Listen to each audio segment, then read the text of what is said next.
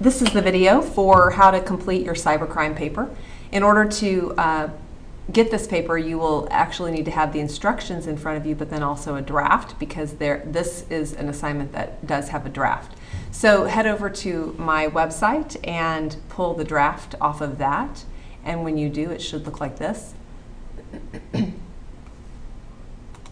Then you can also pull the instructions down from the website, or you will have a copy of them in front of you. So that's what they would look like. So the first thing we want to do is open the draft from the website, which we already did. The next thing we need to do is delete the footer from the document.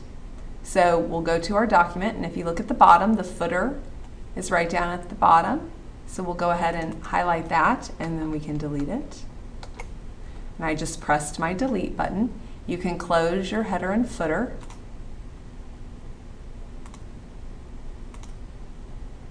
Okay. Now we want to insert a footnote at an appropriate place in the research paper and use the following footnote text. Unscrupulous companies hire corporate spies, a practice known as corporate espionage, to gain a competitive advantage.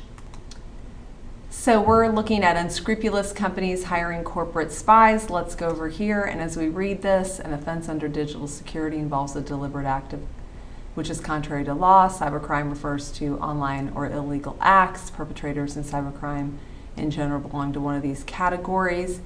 That seems like a good place to go ahead and talk about what unscrupulous companies will do. So we'll go ahead and put our cursor at the back end of this paragraph. Click on click on References, and then click on Insert Footnote. Now if you scroll up, you'll see what happened is that a 1 popped up where I had my cursor, and then I was automatically taken to the bottom of the page where a 1 popped up. I'm going to pause while I type in the text, and then you can pause and type in yourself. So now you can pause here, and you can go ahead and type that in, and then when you're done, turn it back on and we'll move on. So we need to go ahead and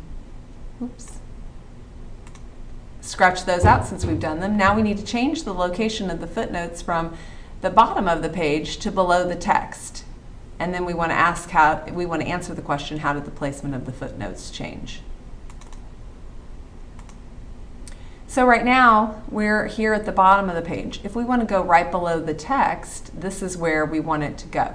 So let's go ahead and right click, and you'll notice there are some options. You can say convert to EndNote.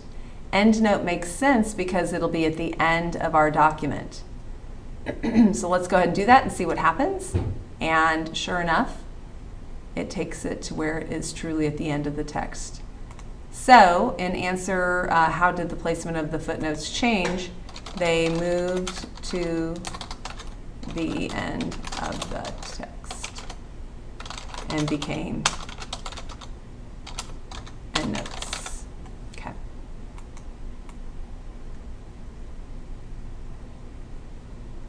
Oh my goodness. Okay. We'll have to just, here we go. Do that one like that. All right, modify the EndNote text style to 12-point times New Roman font. Double space it with a hanging line indent. So 12 times New Roman, double spaced, hanging line indent. So if we highlight that, we can change it to 12.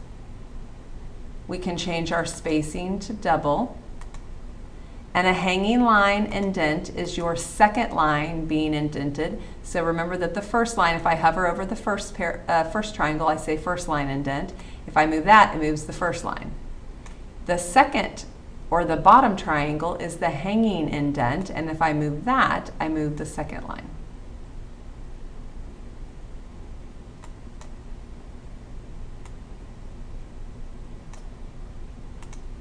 Change the format of the note reference marks to capital letters.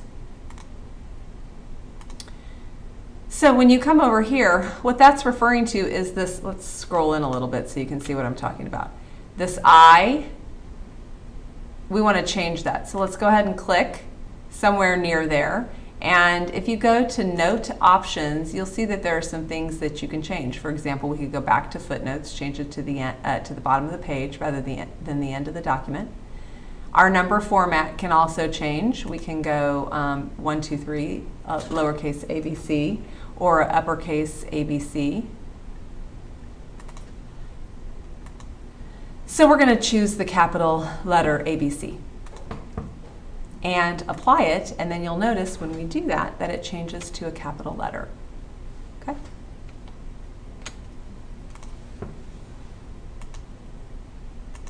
Add an autocorrect entry that replaces the word perpetrators with the word perpetrators. Add this sentence as the last sentence in the paper, misspelling the word perpetrators to test autocorrect entry, and then delete the autocorrect entry that replaces perpetrators with the word perpetrators. So there's a lot of information. We'll sort through all of that. Okay. So we want, in order to change autocorrect options, you hit File, you go to Options, and then you click on Proofing. You'll notice that there's a whole lot of things that you can check, but autocorrect options is one. So we want to replace perpetrator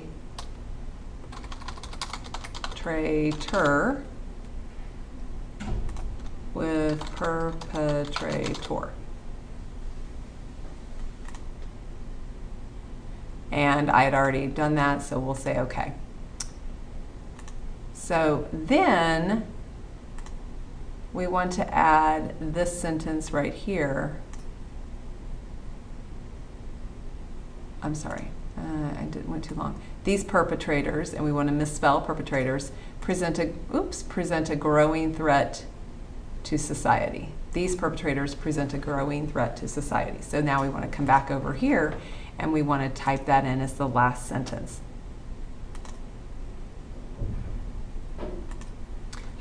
So we'll type it in. I'm going to let you watch this one so you can see what happens. These perpetrators, I'm misspelling it on purpose,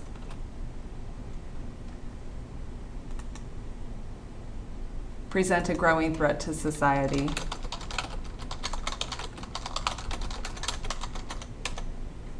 And when we right click, perpetrators is one of the options. So then you've got it in your autocorrect and it can automatically change it. So you can change words. Maybe you consistently misspell a word and it's not in the list. Automatically you can add that so that it will correct and know what you're trying to do. Okay? We don't have to worry about deleting that.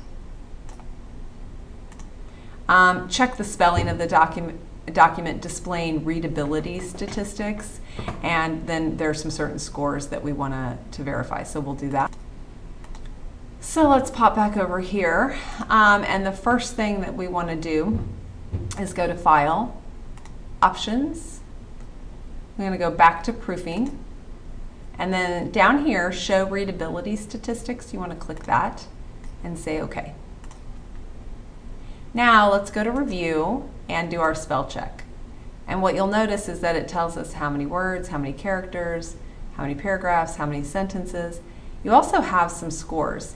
The Flush Reading Ease score would be 35, and our grade level, this is written at an 11th grade, almost 12th grade reading level.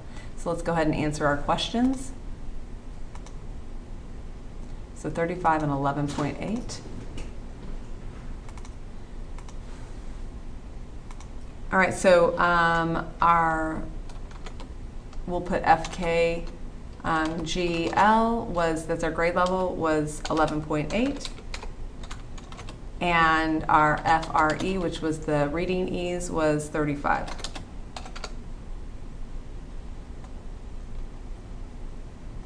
All right, so now you've finished that. Go ahead and fill those in. Save your paper and oops, there's one more thing that I forgot to actually, it's not on the instruction sheet, so I'm going to go ahead and tell you about it, but I will try to add it before you guys see this. So the last thing that we have to do is we have to translate this into French. So this paper into French. So what you'll do is highlight everything, and then you want to go to, we're on the review tab, so you want to go to language. I'm sorry, you want to go to translate, and you want to translate the selected text. And we want to go from English to French. And we want to go ahead and say, do we want to continue to send it because it's in an unsecured format? Since we're not dealing with anything super important, that's fine. And then you can see that we've got this taken care of. So what you'll want to do at this point, is you'll want to highlight this, copy, and open up a new Word document and paste, so that you can show me that as your final draft. All right, you'll want to go ahead and save that as your cybercrime complete or modified, either one. Okay. All right, guys.